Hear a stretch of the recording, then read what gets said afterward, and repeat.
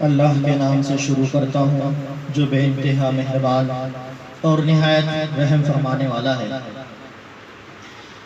محترم سامعین، جیسا کہ ہمیں معلوم ہے کہ لاک ڈاؤن کے حالات میں مساجد میں 3-4 سے زیادہ افراد جمع نہیں ہو سکتے، لہٰذا ایسی صورت میں ہماری ذمہ داری ہے، جبکہ رمضان المبارک کا عظیم مہینہ بابرکت مہینہ بھی قریب آ رہا ہے، کہ ہم گھر میں ہی 5 وقتہ نمازیں ادا کریں اور الحمدللہ کر بھی رہے ہیں۔ گھر میں نماز ادا کرنے کی صورت میں بہت سے سوالات ہمارے ذہنوں میں آتے ہیں کہ گھر میں جماعت بنانے کی صورت میں اذان و اقامت کا کیا حکم ہے، صف کیسی ہونی چاہیے، کس طرح سے کھڑا ہونا چاہیے اور دیگر سوالات۔ ظاہر سی بات ہے محترم سامعین کہ مسجد میں نہ جا پانا ایک بڑی محرومی ہے، جس کا قلق ہم سب کو ہونا چاہیے۔ مسجد کا بدل گھر نہیں ہے، مسجد کی روحانیت، مسجد کی برکت، مسجد کا ثواب گھر میں حاصل نہیں ہو سکتا۔ تو سب سے پہلے ہماری یہی دعا ہونا چاہیے رب کریم سے کہ اللہ تعالیٰ جلد از جلد ان حالات سے ہمیں باہر نکالے، یہ بیماری، یہ وبا ختم ہو اور ہم مسجدوں کو آباد کرنے والے بنے۔ فی الحال ہمیں گھر میں نمازیں ادا کرنا ہے اور ہم گھر میں نمازیں ادا کر رہے ہیں۔ اذان کا مطلب ہے بلانا، پکارنا، کچھ مخصوص کلمات کے ذریعے نماز کے لیے بلانے کو اذان کہا جاتا ہے۔ محترم سامعین، بخاری شریف کی حدیث ہے جس کا مفہوم ہے کہ قیامت کے دن تمام چیزیں، جن و انس بھی جو مؤذن کی آوازیں سنتی ہیں، مؤذن کے لیے گواہی دیں گے۔ یہ بڑے شرف کی بات ہے۔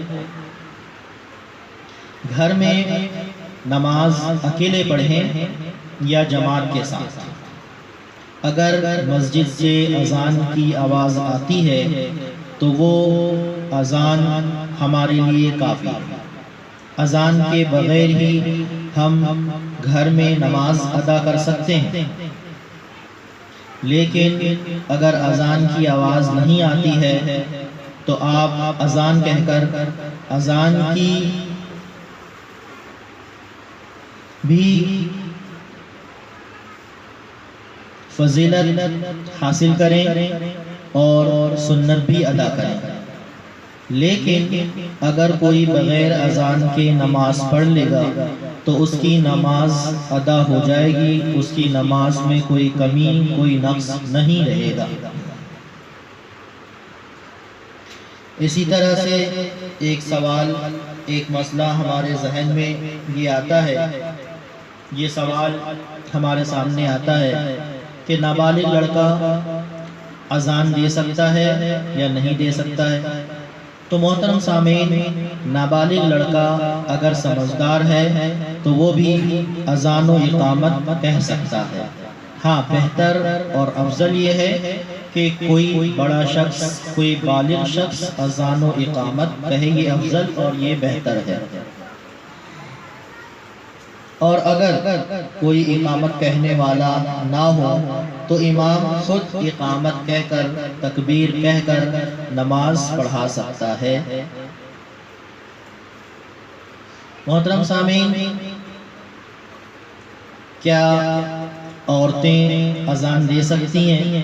اس سلسلے میں ہمیں احادیث سے جو اشارے ملتے ہیں، جو تعلیم ملتی ہے، عورتیں نہ اذان دیں گی نہ اقامت کہیں گی۔ اذان اور اقامت یہ مردوں کی ذمہ داری ہے، جیسا کہ ابو داؤد شریف کی حدیث میں روایت ملتی ہے کہ آپ صلی اللہ علیہ وسلم حضرت ام ورقہ رضی اللہ تعالی عنہا کے گھر ملاقات کے لیے جایا کرتے تھے، تو آپ صلی اللہ علیہ وسلم نے ان کے گھر میں ایک مرد مؤذن مقرر کیا۔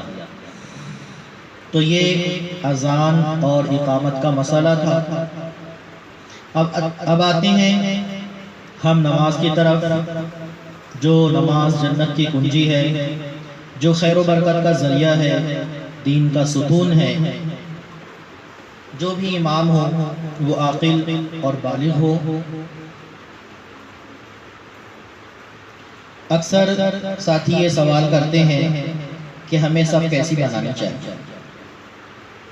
محترم سامعین، اگر امام کے ساتھ ایک مرد مقتدی ہے، اگر امام کے ساتھ بالعموم ہم گھر میں نمازیں پڑھتے ہیں تو چند ہی افراد ہوتے ہیں، 2 3 4 5۔ اگر امام کے ساتھ ایک مرد مقتدی ہے تو امام کی دائیں جانب یعنی سیدھے ہاتھ کی طرف کھڑا ہوگا، وہ مقتدی بالغ ہو یا نابالغ ہو۔